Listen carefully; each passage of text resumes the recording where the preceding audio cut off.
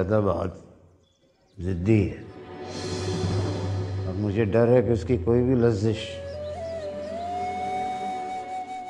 मेरी बेटी के कोरे दामन को उस पर किसी भुगतान का दाग ना छोड़। इसलिए बहुत सोच विचार के बाद मैंने ये फैसला किया है कि मैं ईमान का हाथ तुम्हारे हाथ में दे दूं।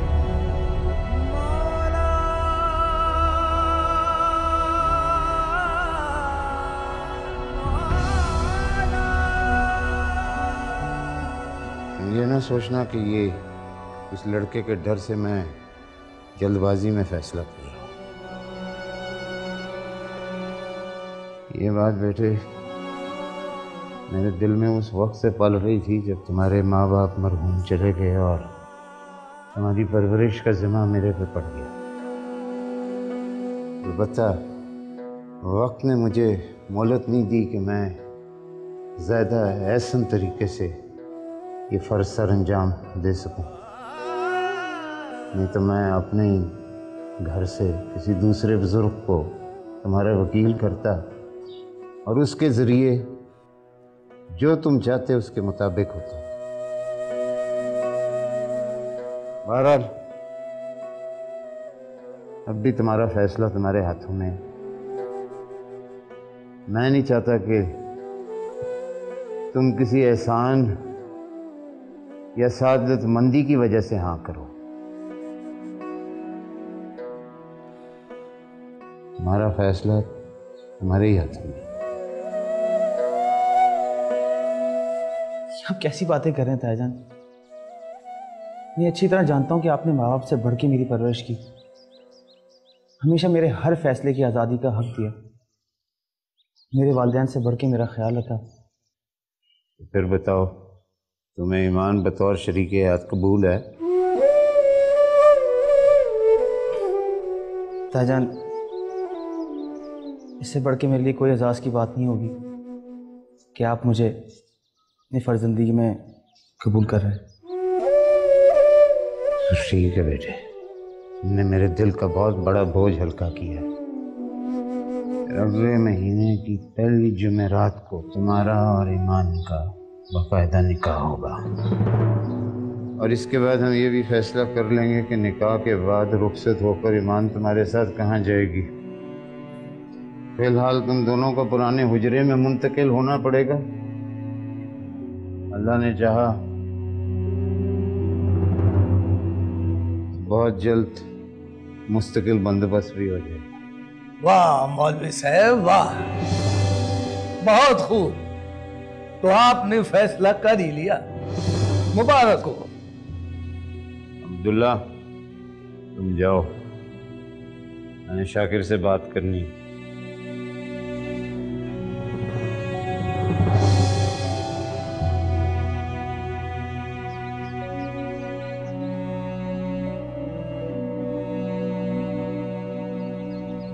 ये आप ठीक नहीं कर रहे हैं मौलवी साहब। तुम क्या चाहते हो शाकिर कि मैं हाथ पे हाथ धरे अपनी बेटी की जिंदगी बर्बाद होते देखूं?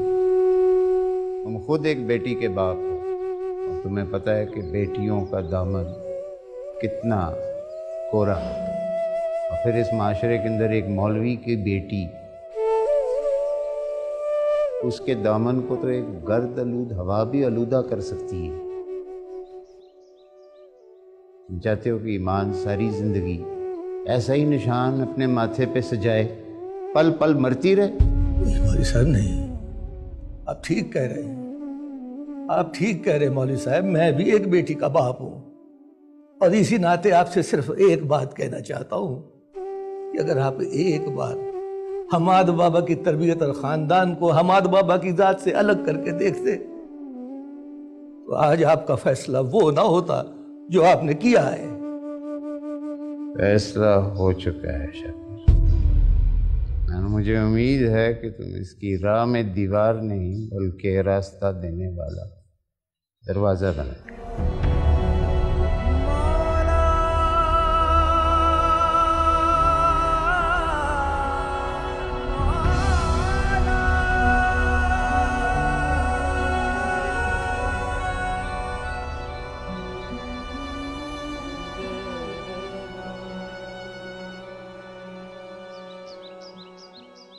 ईमान, ईमान, क्या बात है? तुम दोनों के चेहरे क्यों उतरे हुए हैं? तुम दोनों तो शादी पे गई थी ना? ना पूछे। क्यों, क्या हो गया तुम दोनों को? तुम दोनों को देखकर तो मुझे परेशानी हो रही है। खबर ये है कि आपके हम्माद भाई ने अब्बा जान की मस्जिद में बाजमात नमाज शुरू कर दी है। क्या? हम्माद भाई और नमाज? ईमान के लिए? क्या पता ईमान के लिए, अल्लाह के लिए, या फिर क्या? अब्बा जी के लिए। इतनी तब्दीली हम्माद भाई में, वाह रेश। लेकिन वो होते कहाँ हैं?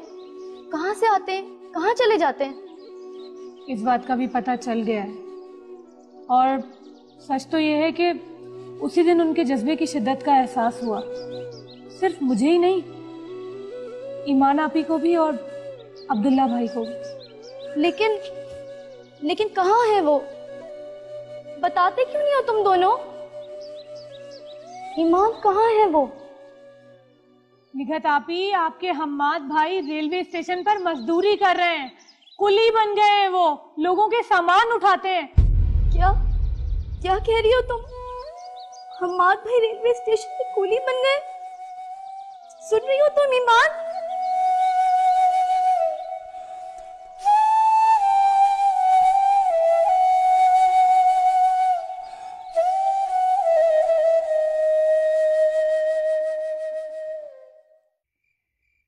हमार, ये तुम्हारे लिए। ये क्या बात है? मैंने शलवार कमीज का एक जोड़ा मंगवाया था तुम्हारे लिए। लेकिन हमार, रख लो। रख लो।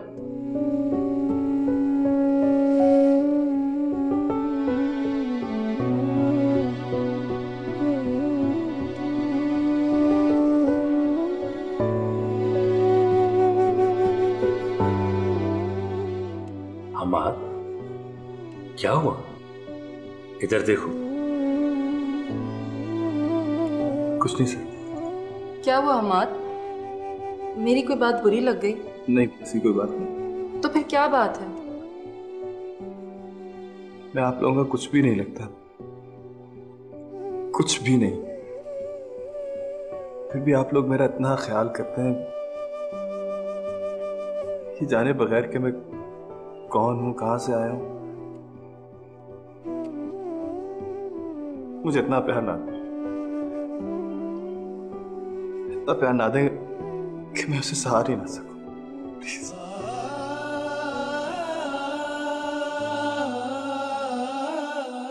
साहब जी, गफूर और खैरू हैं। हाँ, वो हमाद से मिलने आए होंगे, उन्हें भेजो। अच्छा, तो मैं आप लोगों के लिए चाय भिजवाती हूँ। ठीक।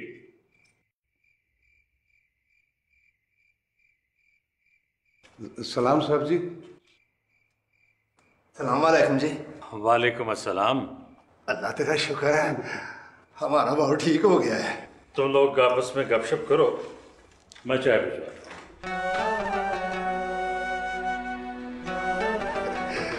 सुनिया, तू तो मेरा त्राई कट छड़िया सी यार। ओए, बहुत 212। तू तो बिल्कुल ही ठीक ठाक है। मैं तुम्हारी मजबूरी समझता हूँ डियर, लेकिन बोर्ड ऑफ डायरेक्टर्स के मेंबरान अपनी जगह पर ठीक है। भाई, हमाद के नाम पे जितना भी बिजनेस एस्टेब्लिश है, चाहे आर्जी तौर पर सही, लेकिन किसी ना किसी को इसका सिग्नेटरी तो बनाना ही होगा।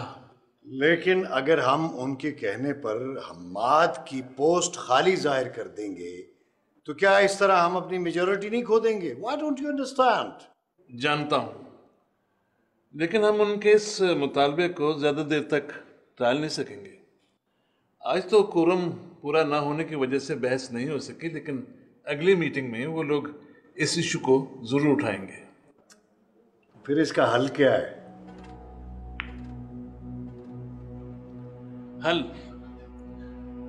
हमाद को कहीं ना कहीं से ढूंढ कर लाना होगा, क्योंकि हमाद ही है जो अपने रिप्लेसमेंट में हमारा कोई आदमी डायरेक्टर के तौर पर अपॉइंट कर सकता है।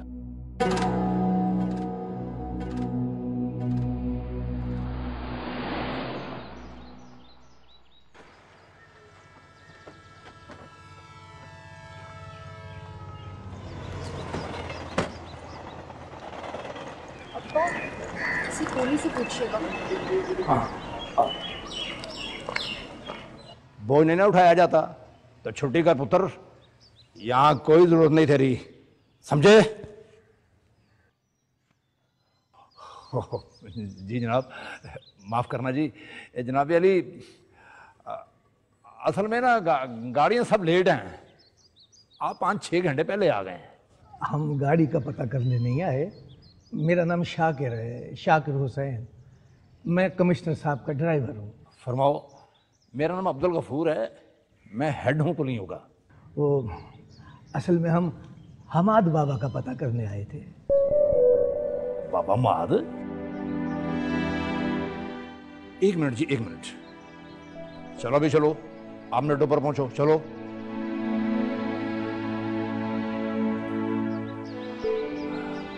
अब बताएं, बाबा तो यहां कोई नहीं है। नहीं, बाबा नहीं, हमाद नाम है उनका। वो यहाँ पे कुली का काम करते हैं। ये तो मेरे बहू हमाद की बात कर रहे हैं। भला मैं उसकी इजाजत के बगैर कैसे बता सकता हूँ? आप चुप कर गए हैं। देखिए, हम बड़ा परेशान हैं गफूर भाई, आप हमें उन तक ले चलें। देखें जी, हमाद नाम का यहाँ तो कुल्ली कोई नहीं है, बल्कि एक लड़का आया था यहाँ पे और आके चला गया। चले गए? कहाँ चले गए हमाद भाई? आप उसकी बहन है? बेटी है मेरी, हमारे बाबा की मुंह बोली बहन है। अच्छा अच्छा, इधर है तो वो नहीं। आप ऐसे करें, आप कोई पैगाम दे दें, अगर मेरी मुलाकात हो जाएगी तो मैं उसे बता दूंगा। गफूर भाई, हमें उनके घर वालों ने नहीं भेजा है, हम अपने आप आए हैं उन्हें तलाश करने। इन हाथों में खिलाया है उनको। आपकी बड़ी मेहरबानी है, उन्हें बता दीजिएगा। शाकिर आया था, उसकी बेटी भी साथ आई थी। एक दफा, बस एक दफा हमारे घर का चक्कर लगा ले, बहुत जरूरी है। आपकी मेहरबानी। चलो बेटा।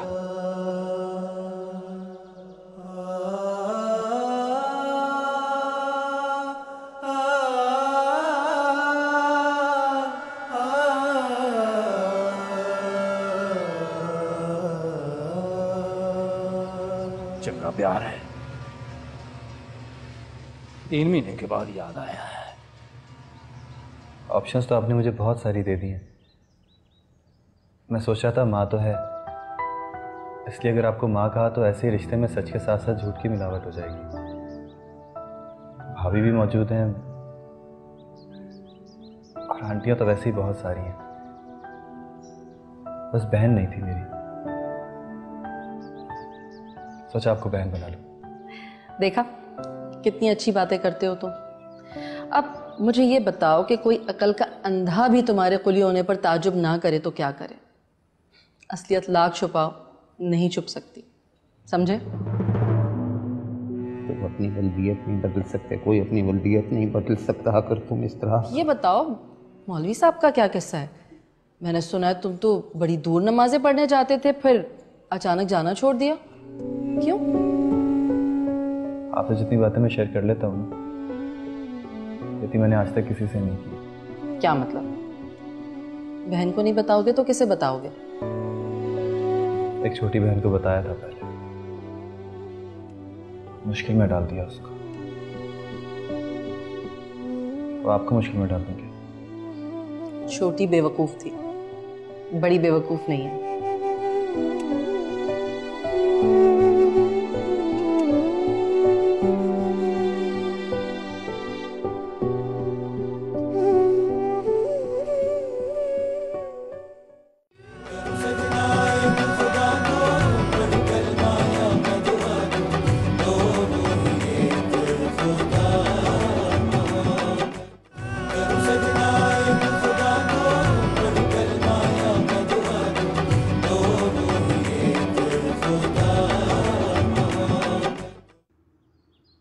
मुझे आज तक समझ नहीं आ सका कि मेरा गुनाह क्या है। मैं तो अपनी सोचों की पाकीज़गी की भी कसम खा सकता।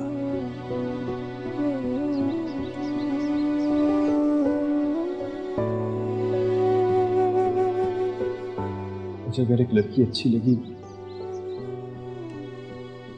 उससे मोहब्बत करने लगा, उससे शादी करना चाहता हूं, तो आखिर इस सब में बुरा क्या है? ये सब कुछ गलत कैसे हो सकता है? मेरे घर वालों ने मौलवी साहब की इंसल्ट की, बहुत बुरा किया, बिल्कुल ठीक नहीं किया। मैं उनसे लड़ा, मैंने वो घर हमेशा हमेशा के लिए छोड़ दिया, इसलिए कि वो लोग मादा परस्त दुनियादार लोग थे। पैसे, इख्तिदार, इख्तियार को खुदा समझते थे, सजदा करते थे, उसको चूमते, चाटते, अपनी ईगो के मीनार पे चढ़े रहते थे। लेकिन मौलवी साहब तो दीन सिखाते हैं, कुरान पढ़ाते हैं, इसलिए अल्लाह को मानते हैं, इसलिए वाले अल्लाह को, the real one, the real God, वो अल्लाह जो माफ कर देता है, वो अल्लाह जो रहीम और करीम है, जो आज ही पसंद करता है। तो फिर जब मैं उनके सामने माफी मांगने गया, उनके आगे हाथ जोड़े, पाँव पड़ गया उनके, तो उन्होंने मुझे माफ क्यों नहीं किया? मैंने उनसे कहा कि माफ कर दे, जो भी किया मेरे घर वालों ने गलत किया, मैं माफी मांगता हूं, मुझे माफ कर दे। तो मुझे माफ क्यों नहीं किया?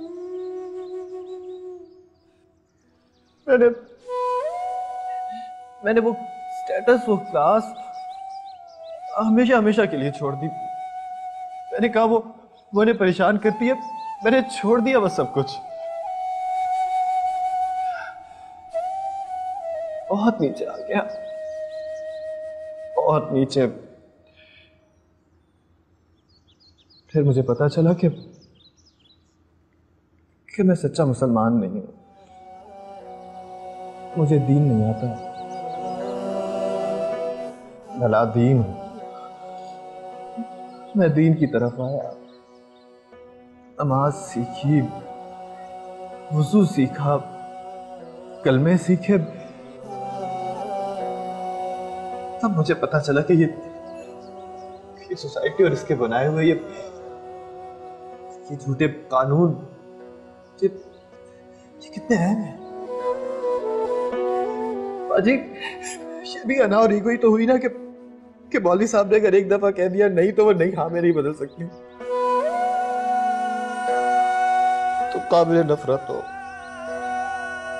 तुमसे प्यार नहीं किया जा सकता, मरदूद हो तुम, तुम्हें अपनाया नहीं जा सकता, तुम्हारी खसलत नहीं बदल सकती, तुम लादीन हो, तुम बड़े बाप के सॉरी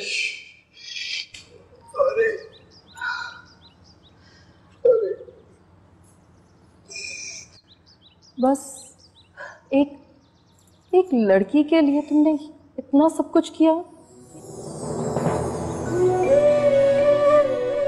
मुझसे बहुत प्यार करता, उसके साथ जिंदगी गुजारना चाहता। मैं उसके एहसार में हूं, मेरी चारों तरफ उसका प्यारा है बाजी। सिर्फ वही है मेरी सोचों में, मेरे अंदर, मेरे बाहर, मेरी हर सांस में वही है।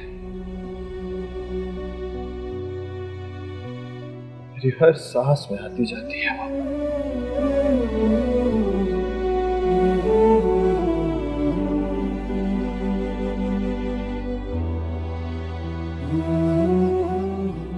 माना कि उसकी नादानी थी, लेकिन भूल हमसे भी तो हो सकती है ना। अभी कुछ नहीं बिगड़ा, आप क्यों नहीं जाके उसे ढूंढ लाते? अब कहां से ढूंढ के लाऊं तुम्हारे शहजादे बेटे को? तुम खुद तो वहां वहां मुझे बिना बताए खोज लगा चुकी हो कई कई बार जहां उसके होने का इम्कान था। बाद भी हर दूसरे दिन फोन करता है कामरान को, उससे पूछता है उसका पता लगाने के लिए। और क्या करें, क्या करें? अखबार में इश्तहार दे दें कि रिटायर्ड कमिश्नर अमजद रजा का होनहार बेटा हम्माद घर से उठ के चला गया और एक मौलवी की बेटी के इश्क में दर बदर रुसवा हो रहा है। जिसको पता चले इतला देकर घर पहुंचा दे और मुंह मांगा इनाम ले जाए। What rubbish! Go, go, go. Leave me alone. Yeah.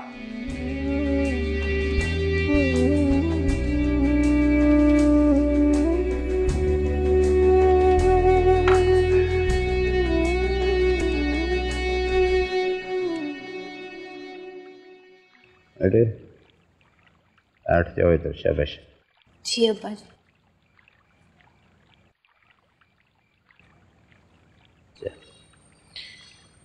या कहाँ है? वो इधर ही होगी अब्बा जान।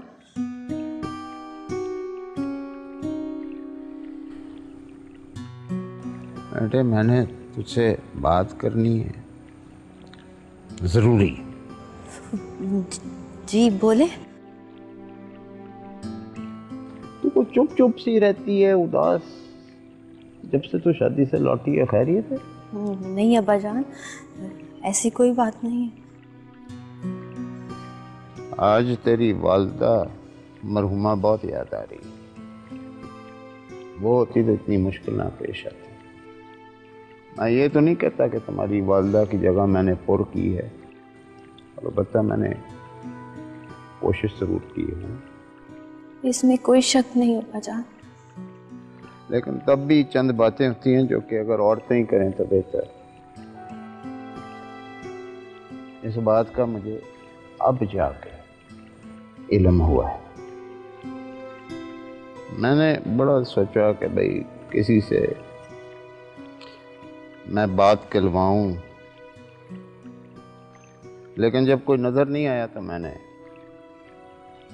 खुद ही फैसला कर लिया कि मैं उनसे बात करूं। तो मेरी बात सुन रही है? जी अब्बा जान, सुन रही हूँ।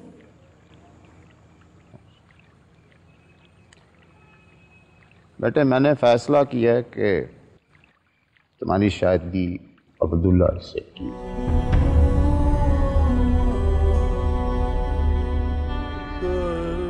घर का बच्चा है, सादतमंद, मुअद्दब, सबसे बढ़ के बाशरा, दीन पे कायम है, आंख में हया है, खानदान का है।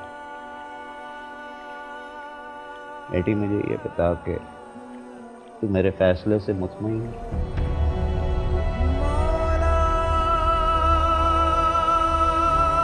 तेरा बूढ़ा बाप जो है तेरे जवाब का मुंतज़िर है। आपका हर फैसला मुझे दिलो जान से कबूल है। मैं आपके किसी फैसले से नाखुश हो ही नहीं सकती।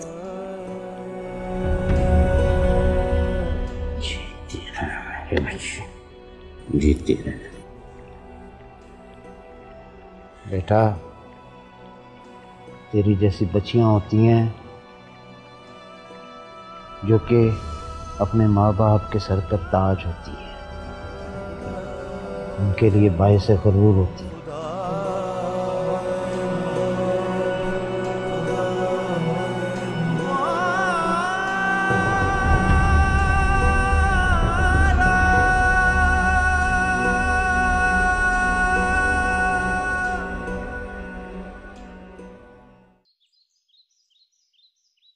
अब्बा जान, ये तो 2 दिन हो गए, पता नहीं उस हेड कूली ने हम्माद भाई को पैगाम दिया भी है कि नहीं। एक बार फिर क्यों ना हो आए। मैं खुद ही हो आऊंगा कल। रात बड़ी बेगम साहबा ने फिर कमिश्नर साहब को कहा है ढूंढने के लिए हम्माद बाबा को। फिर आप बता देते ना कि वो स्टेशन पर है। जी तो चाह के बता दूं, फिर कमिश्नर साहब की बातें सुन के मैं जी महसूस कर रह गया। पता नहीं ये बड़े लोग बड़े किस वजह से होते हैं।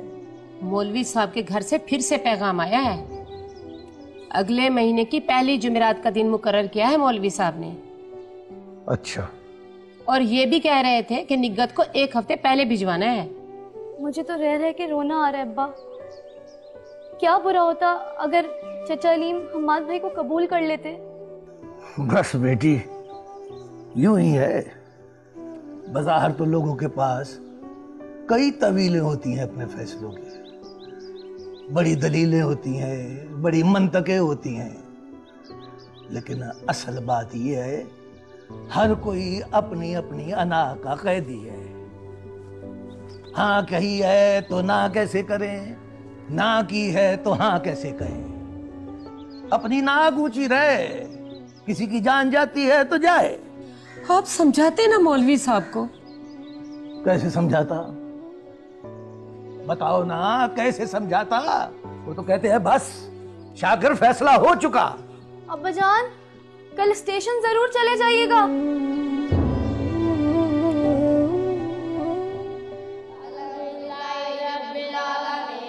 तुम्हें ईमान बतौर शरीके हयात कबूल है। अब भी तुम्हारा फैसला तुम्हारे हाथों में है। कि अगर आप एक बार हम्माद बाबा की तरबियत और खानदान को हम्माद बाबा की जात से अलग करके देखते तो आज आपका फैसला वो ना होता जो आपने किया है। फैसला हो चुका है। सजदा एक खुदा को पढ़ू कलमाया मैं दुआ दोनों ही एक खुदा और मोहब्बत।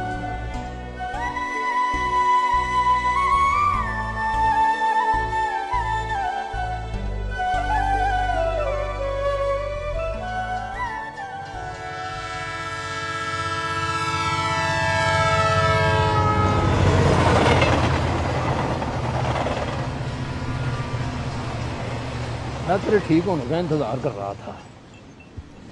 अब खैर से तो बिल्कुल ठीक हो गया है। और यार परसों एक बंदा आया था इधर स्टेशन पर, शाकर। क्या नाम बताया? शाकर। और उसकी काकी भी साथ थी। और वो कह रही थी कि मेरा भाई है निगत। हाँ, वो बेचारी बड़ा रो रही थी और उसे देखकर ना मुझे भी बड़ा तरस आया यार। क्या कह रहे थे वो लोग? वो कह रहे थे कि बहुत जरूरी काम है, हम आपसे कहना कि घर आ जाए, और साथ ये भी कि हम उसके घर वालों की तरफ से नहीं आए। और यार वो कितने होने ना टुर पई। नहीं, पूरे मेरा जाना बहुत जरूरी है। और मेरी बात सुन, रात बड़ी हो गई है, सवेरे चले जाना। लेकिन चाय पी यार, सुकून कर।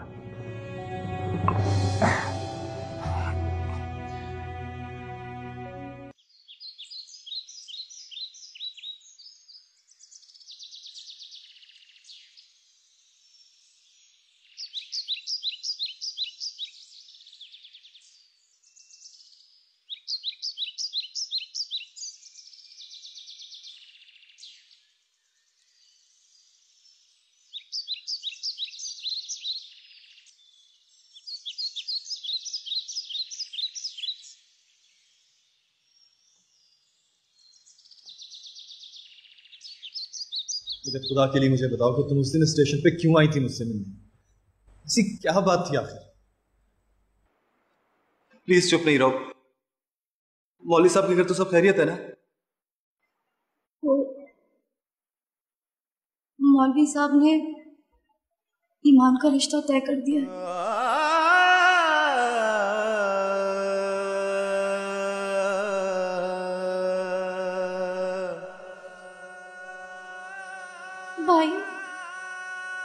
आप चुप क्यों हैं?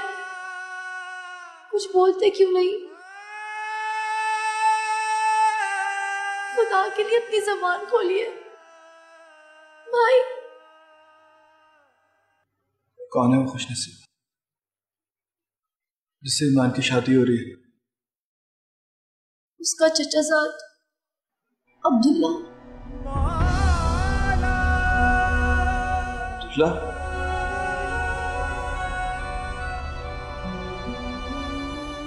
लेकिन अब्दुल्ला तो